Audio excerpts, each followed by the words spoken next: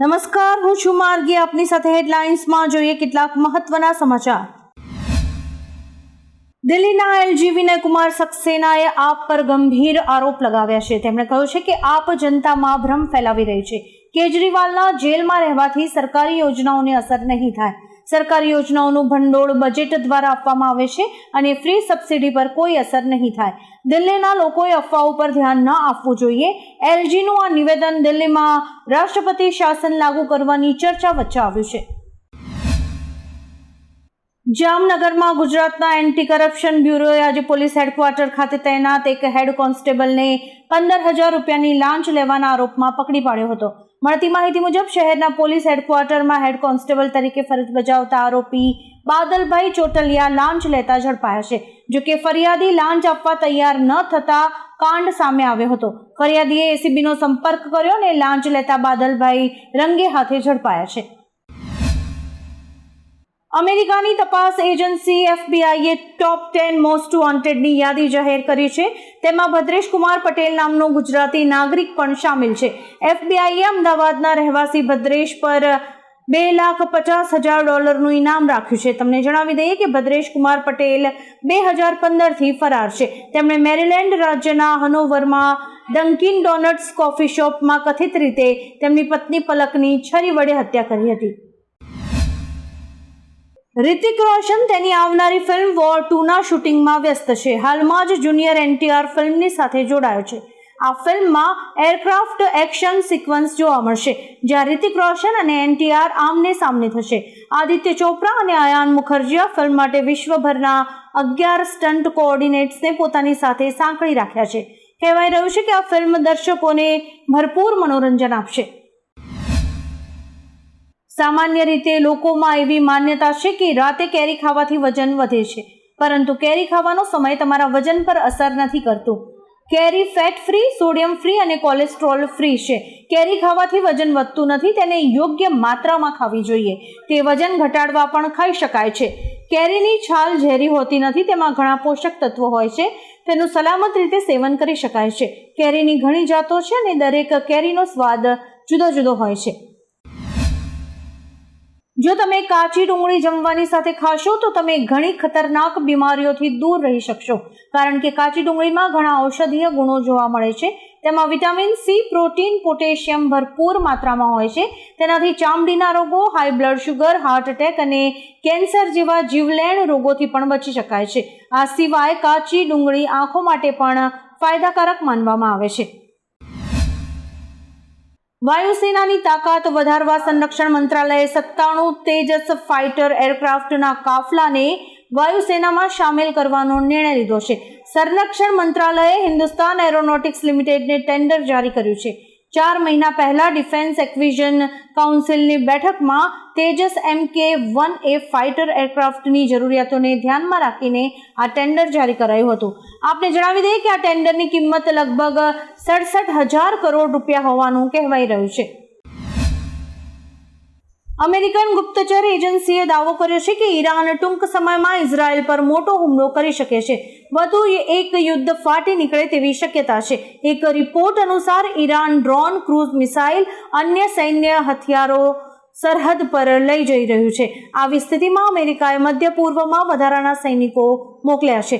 Israel ઈરાનના કોઈ પણ હુમલાનો જવાબ આપવા માટે સંપૂર્ણ રીતે તૈયાર છે. મિસાઇલ ઇન્ટરસેપ્ટર્સને હાઈ એલર્ટ પર રખાયા છે. પાકિસ્તાનના ખૈબર પખ્તુનખ્વા પ્રાંતમાં આવેલા ઐતિહાસિક હિન્દુ મંદિરને તોડી પાડવામાં આવ્યું છે. પાકિસ્તાન અફઘાનિસ્તાન સરહદ પર આવેલા મંદિરની આસપાસની તમામ જમીન ભાગલા પહેલા હિન્દુઓની હતી. અહીં વર્ષે હજારો હિન્દુઓ દર્શન કરવા આવતા હતા. જોકે ભાગલા બાદ ત્યાંના મૂળ નિવાસી હિન્દુઓ ભારત આવી ગયા હતા. આ સ્થળે એક કોમર્શિયલ કોમ્પ્લેક્સ બનાવવાની તજવીજ હાથ ધરાઈ છે. ભારત અને ચીન વચ્ચે વધી રહેલા તણાવ પર વિદેશ મંત્રી એસ જયશંકરે પ્રતિક્રિયા આપી છે. તેમણે કહ્યું છે કે LAC પર બંને દેશોની સેનાઓ વચ્ચે સર્વોપરિતાની લડાઈ ચાલુ છે. 2020માં ચીને કેટલીક જગ્યાએ પોતાની સેનાને આગળ વધારી હતી. જવાબમાં અમે અમારા દળોને પણ આગળ વધાર્યા છે, જેને કારણે આ મડાગાંઠ સર્જાય છે. LAC પર સ્થિતિ સ્પર્ધાત્મક સંવેદનશીલ અને પડકારજનક છે, પરંતુ ચીને અમારી જમીન પર કબજો નથી કર્યો. હવામાન વિભાગની આગાહી અનુસાર આજે રાજ્યમાં હળવા વરસાદી ઝાપટા પડી શકે છે. સૌરાષ્ટ્ર અને કચ્છમાં સાયક્લોનિક સર્ક્યુલેશન સક્રિય બન્યું છે, જેના પગલે નવસારી, સુરત, ભરૂચ, વલસાડ, આણંદ, છોટાઉદેપુર, વડોદરા, દીવ, અમરેલી, ભાવનગર અને ગીર સોમનાથમાં હળવા વરસાદના ઝાપટા પડી શકે છે. વરસાદી અસરને કારણે 2 દિવસ તાપમાનનો પારો 3 ડિગ્રી સુધી ઘટી શકે છે. અમદાવાદ, ગાંધીનગરમાં 39 ડિગ્રી તાપમાન રહેશે. તિબેટ સહિત ભારતના અનેક વિસ્તારમાં ભૂકંપના આંચકા અનુભવાયા હતા. આજે સવારે 5.7ની તીવ્રતાનો ભૂકંપ તિબેટમાં આવ્યો હતો. જોકે ભૂકંપમાં જાનહાનિના કોઈ જ સમાચાર નથી. ભૂકંપનું કેન્દ્ર ઝીજાંગ વિસ્તારમાં જમીનથી 10 કિલોમીટરની ઊંડાઈએ નોંધાયું હતું. તિબેટના ભૂકંપની અસર લદ્દાખ અને અરુણાચલ પ્રદેશ સહિત ભારતના અનેક સરહદી વિસ્તારોમાં જોવા મળી હતી. ઇઝરાયેલે ઈરાન પર કરેલા હુમલામાં 2 આર્મી જનરલ અને અન્ય નાગરિકોના મૃત્યુ થયા હતા. ઈરાને જવાબી કાર્યવાહી કરવાની ધમકી આપી છે. બંને દેશો વચ્ચે તણાવ હાલમાં ચરમસીમાએ પહોંચી ગયો છે. ભારત સહિત ફ્રાન્સ, રશિયાએ તેમના નાગરિકોને આ દેશોમાં ટ્રાવેલ ન કરવા એડવાઇઝરી જારી કરી છે. અમેરિકાના રાષ્ટ્રપતિ જો બાઇડને કહ્યું છે કે મને આશંકા છે કે જલ્દી જ ઇઝરાયેલ પર ઈરાન હુમલો કરશે. ઈરાન અને ઇઝરાયલ વચ્ચે તણાવ વધી રહ્યો છે. બંને વચ્ચે ગમે ત્યારે યુદ્ધ ફાટી નીકળે તેવી સ્થિતિ છે.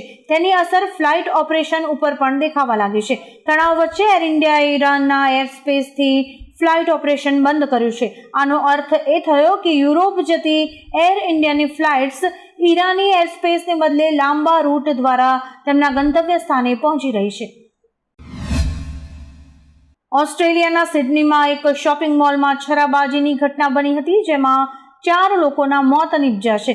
પોલીસે ફાયરિંગ કરતા ફાયરિંગનો અવાજ સાંભળીને તરત જ હુમલાખોરે છરીના ઘા મારવાનું શરૂ કર્યું હતું. હુમલાખોરે એક મહિલા અને બાળકને તેમજ દુકાનદારને ઘા માર્યા હતા. હુમલામાં ઘણા લોકો ગંભીર રીતે ઘાયલ થયા છે. હુમલાખોરનું પણ મોત નીપજ્યું છે. આ ઘટના વેસ્ટફિલ્ડ શોપિંગ સેન્ટરમાં બની હતી.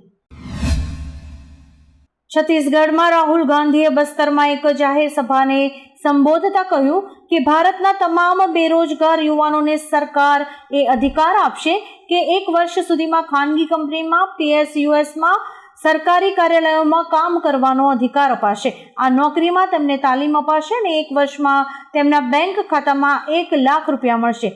જો તેઓએ સારું કામ કર્યું તો તેમને તે જ સંસ્થાઓમાં કાયમી નોકરી પણ મળી શકશે. માર્ચમાં ગુજરાત બોર્ડની ધોરણ 10-12ની પરીક્ષા યોજાઈ હતી. આ પરીક્ષાની મૂલ્યાંકન કામગીરી પૂરી થઈ ચૂકી છે. તેની ડેટા એન્ટ્રીની કામગીરી છેલ્લા ચરણમાં ચાલી રહી છે. આ વર્ષે 1 થી 1.5 મહિનો વહેલા રિઝલ્ટ જાહેર થશે. તેથી જુલાઈમાં યોજાતી પૂરક પરીક્ષા જૂનના બીજા સપ્તાહમાં યોજાઈ શકે છે. પ્રાપ્ત માહિતી અનુસાર શાળાઓમાં વેકેશનના લીધે જૂનના બીજા સપ્તાહમાં પૂરક પરીક્ષા લેવાઈ શકે છે. આવા જ કેટલાક રસપ્રદ સમાચારો નિહાળવા માટે અમારી YouTube ચેનલને લાઇક, શેર અને સબસ્ક્રાઇબ કરો અને જોતા રહો હેડલાઇન્સ.